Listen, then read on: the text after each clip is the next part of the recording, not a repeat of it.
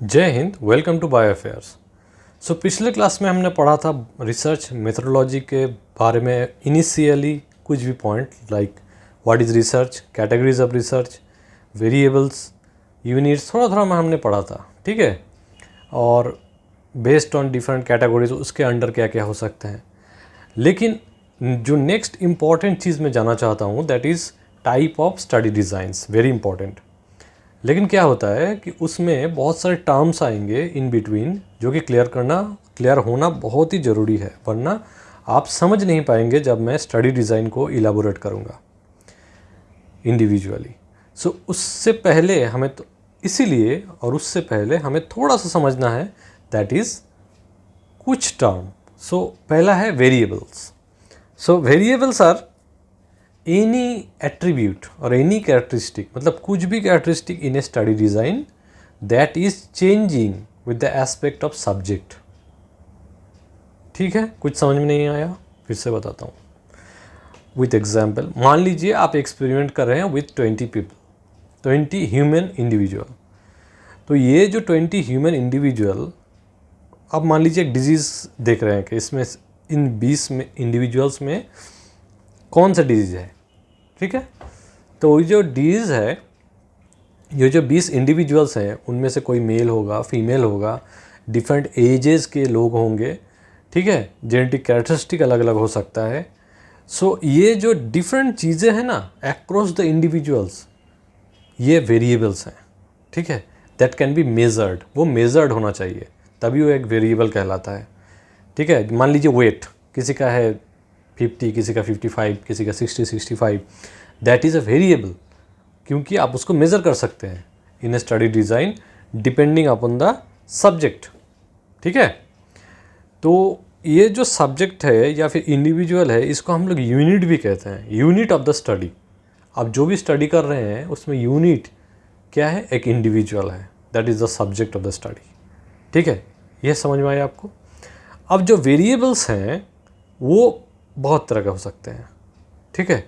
सो थोड़ा थोड़ा हम लोग विथ एग्जाम्पल समझेंगे, क्योंकि ये एक क्रिटिकल चीज़ है, आपको दिमाग में बिठाना बहुत ही ज़रूरी है वरना आप भूल जाएंगे, ठीक है। तो वेरिएबल में पहला आता है इंडिपेंडेंट वेरिएबल। इंडिपेंडेंट नाम से ही पता चलता है, that is not depending on any others. तो इसमें क्या कौन सा वेरिएबल आ सकते हैं, एनी गेस। सो इसमें जो the factor being studied for its effect, आप अगर इसका डेफिनेशन में आएंगे, सो इंडिपेंडेंट वेरिएबल्स वो हैं जिसका इफेक्ट आप स्टडी करेंगे, that is independent variable. Example क्या क्या हो सकता है, मान लीजिए वैक्सीनेशन, एक ड्रग हो सकता है, कुछ भी हो सकता है जिसका इफेक्ट आपको स्टडी करना है। तो जो ड्रग है, जो वैक्सीन है, that itself is independent variable, क्योंकि वो independent of any kind of thing. उसको हम लोग एक्सपोजर भी कहते हैं, ये टर्म भी आप याद रखिएगा। So exposure is a independent variable, ठीक है। Exposure is a independent variable, इसका मतलब क्या है, जिसका इफेक्ट हम लोग स्टडी करेंगे दैट इज ए एक्सपोजर, जो खुद एक इंडिपेंडेंट वेरिएबल है।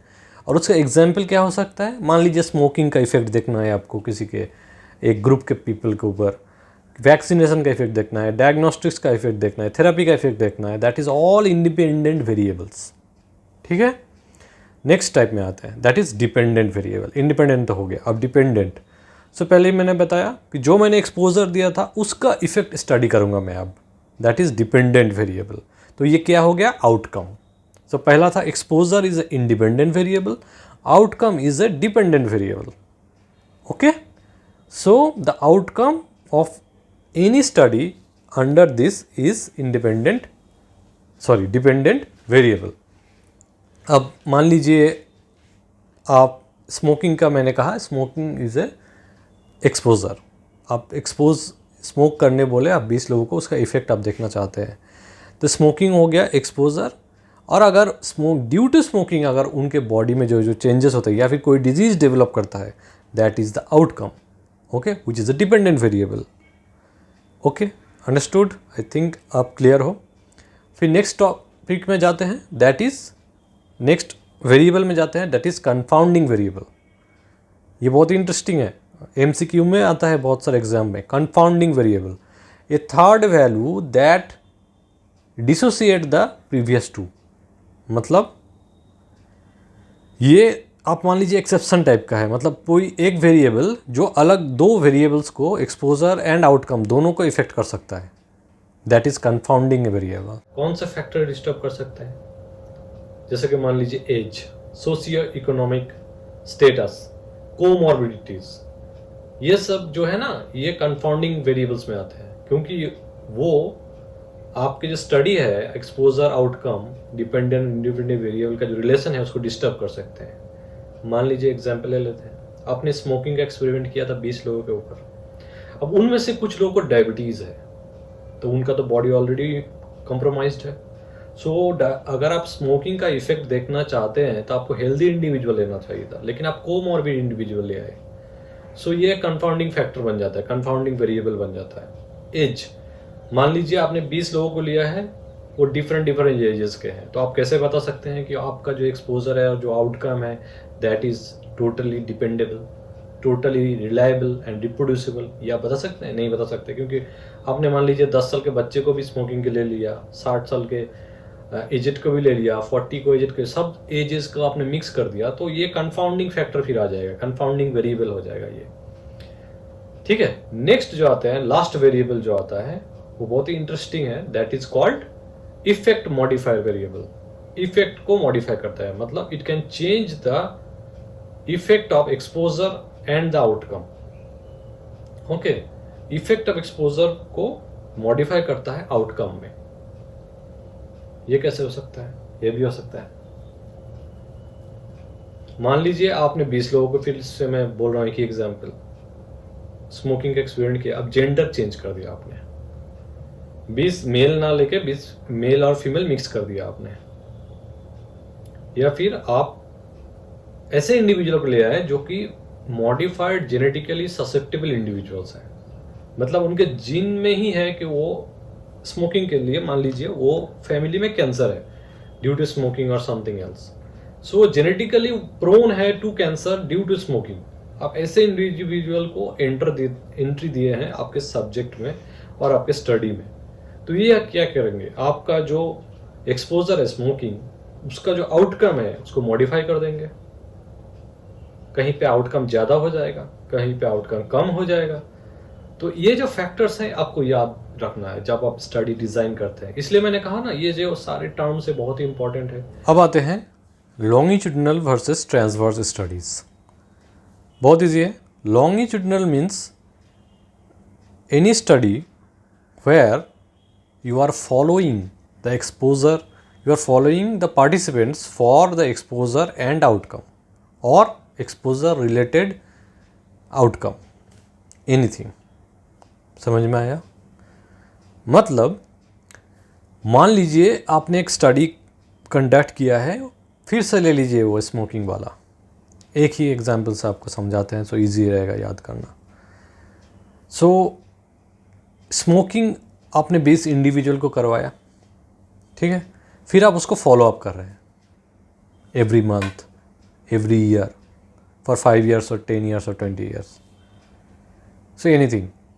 सो ये जो फॉलो अप हो रहा है, फिर आप उसको इफेक्ट को देख रहे हैं, मतलब एक्सपोजर दिया, उसका आउटकम को आप फॉलो कर रहे हैं, बॉडी में क्या क्या चेंजेस हो रहे हैं, for that any cancerous cell grow कर रहे हैं कि नहीं, कोई ट्यूमर हो रहा है कि नहीं, anything that is related to your study.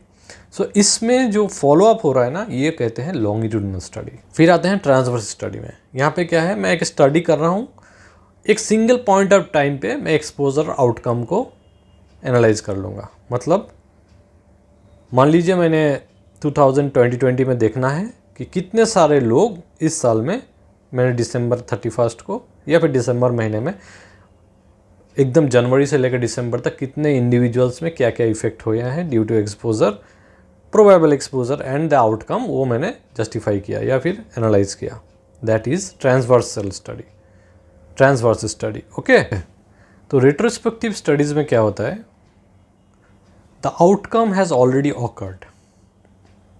मान लीजिए कोई एक इन्फेक्शन हो गया है, dengue infection, that is already occurred to the individuals. अब आप बैक में जा रहे हैं, मतलब इंडिविजुअल्स आपके पास हैं, आप क्वेश्चंस कर रहे हैं उनको to find a probable exposure और the common exposure, that is mosquito. ठीक है, that is a retrospective studies. यहाँ पे कोई फॉलो अप नहीं हो रहा है, यहाँ पे आपके पास केसेस हैं, इंडिविजुअल्स है, पार्टिसिपेंट्स है, you are just questioning them, asking them, and you have also control cases, okay, and then you are trying to find out the exposure, means outcome to exposure. That is a retrospective study, there is no need of follow up। ठीक है, इसका example मैं पढ़ाऊँगा सब कुछ आपका study design in the next section, but उससे पहले मैं आपका कॉन्सेप्ट थोड़ा सा क्लियर कर रहा हूँ। तो इसका एग्जाम्पल है, classic example, that is case control studies. Okay, अब आते हैं प्रोस्पेक्टिव स्टडीज़ में। प्रोस्पेक्टिव दैट इज़ हम लोग जाएंगे the outcome has not yet awkward. आपने एक्सपोजर दिया है या देना स्टार्ट किया है, फिर आप पार्टिसिपेंट्स को फॉलो करेंगे और आउटकम आप देखेंगे either after 1 year, 2 year, 3 year और 5 ईयर। तो ये टाइप ऑफ क्या हो गया, आपको थोड़ी देर पहले मैंने बताया, that is a type of longitudinal study, क्योंकि आप फॉलो अप कर रहे हैं पेशेंट्स को, आपने एक्सपोजर दिया है, उसका इफेक्ट या आउटकम देखने के लिए आप फॉलो अप कर रहे हैं, दैट इज़ प्रोस्पेक्टिव स्टडी। सो आप ये you can say that prospective study is a forward study and retrospective study is a backward study. Okay, so I hope आपको ये क्लियर हो गया। इसका एग्जाम्पल है प्रोस्पेक्टिव का कोहोर्ट स्टडीज़। सो मैं in the next class study design में जाऊँगा, रिसर्च स्टडी डिज़ाइंस, मैं आपको पूरा डिविजन्स पहले बता दूंगा, फिर इंडिविजुअली एक एक स्टडी डिज़ाइन को मैं थोड़ा थोड़ा करके आपको विथ एग्जांपल समझाऊंगा। उससे पहले ये थोड़ा terms, longitudinal transversal study, prospective, retrospective, फिर यूनिट्स क्या होते हैं, वेरिएबल्स क्या हैं, ये बहुत ही इंपॉर्टेंट था जानना। एक्सपोजर, आउटकम, ये आप नहीं समझेंगे तो स्टडी डिज़ाइन नहीं कर सकते या फिर आप समझ नहीं पाएंगे। So I hope it is clear to you. अगर अच्छा लगा हो, अगर आप समझ में आया हो तो लाइक कीजिएगा डेफिनेटली। मैं आपको 2-3 जगह से ये मिक्सअप करके आपके लिए इजीली अवेलेबल करवाने की कोशिश कर रहा हूँ मैं। So it will help me if you subscribe. और पढ़ाई के बाद definitely switch up your mobile and study, focus. Thank you.